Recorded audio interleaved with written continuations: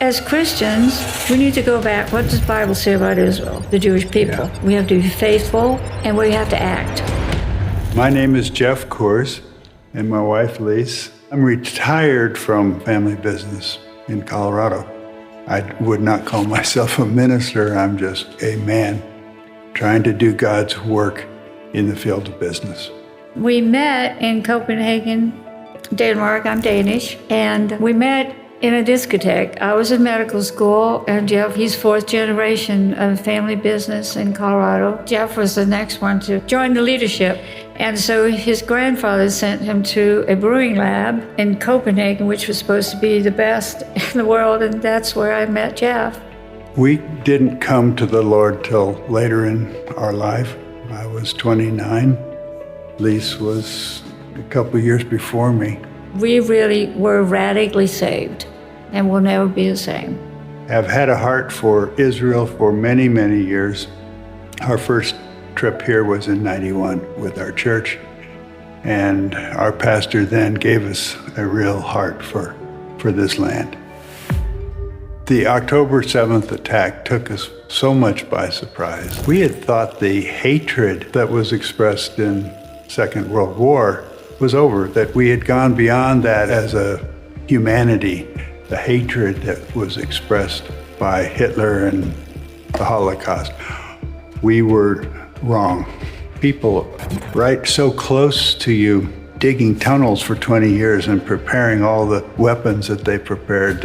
I wasn't aware that that was going on. It's just hatred against the Jewish people and really hatred against the God of the Jewish people.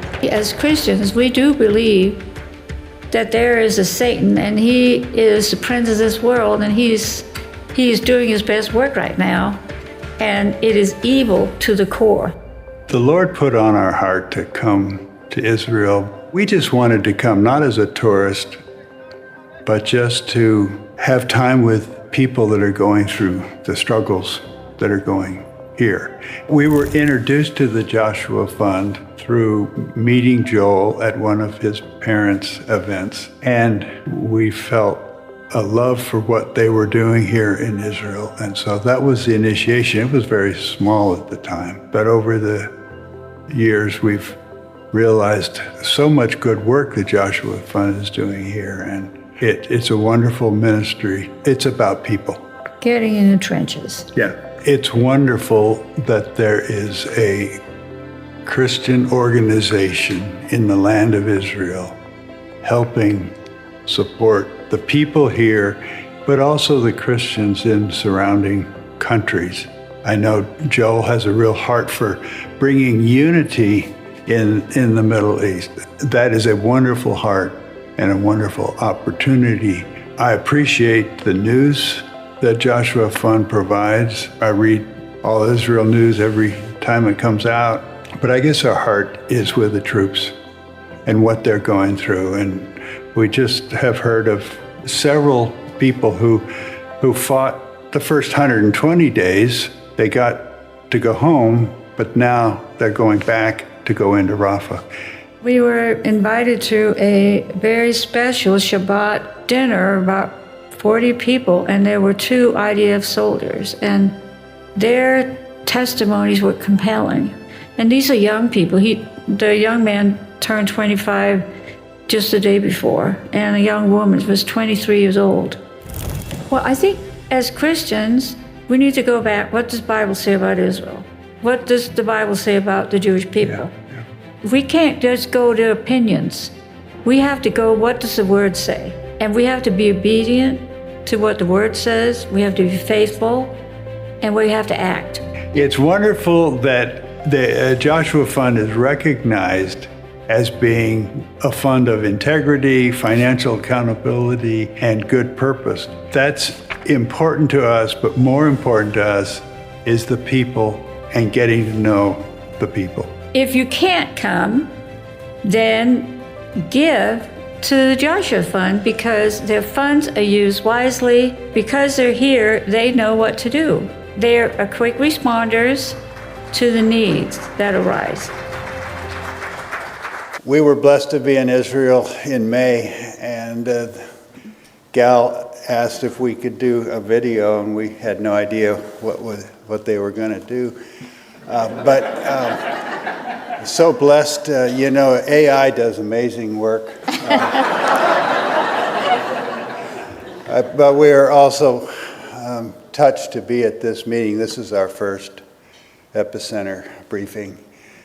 And if we loved what the Joshua Fund was before, we're sold now. Thank you. Well, I just want to encourage people to go. I know we didn't tell our kids to go, that we were going until the night before, and I was actually mad at Jeff. I said, wait till we're on the plane. And because, in fact, one of our daughters later, she said, what did you think you were doing?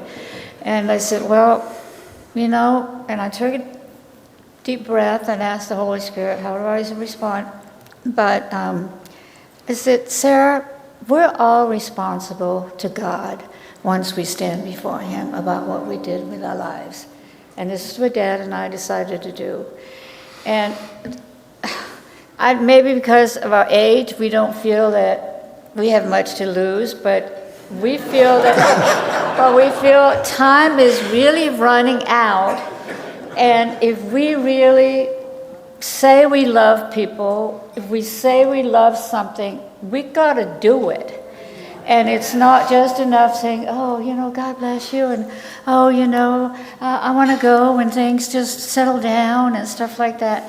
Now, granted, we'd been there before. I'd been there 4 times before. Jeff had been there 6 times. It was his 6th trip. But I think we need to do stuff and not just pad our own knowledge and experiences. And in the world, I see that Christians really aren't a whole lot different than the world. And so we as Christians ought to put, we got to put our faith to action. And we saw firsthand when we went up to we didn't do a whole lot, but we just were there with the people that were serving the troops. And it was so compelling that people put their lives at risk. And like it said in the video, people came from, there was somebody from Peru, somebody from, Christians who were called to go. And so, and don't just wait for a group to be formed. I think that's why God really blessed us, because we actually saw people that we would never have met if we had been in our own little Christian group. So if you can't go, give. I'm not saying you have to go, but go and be a light.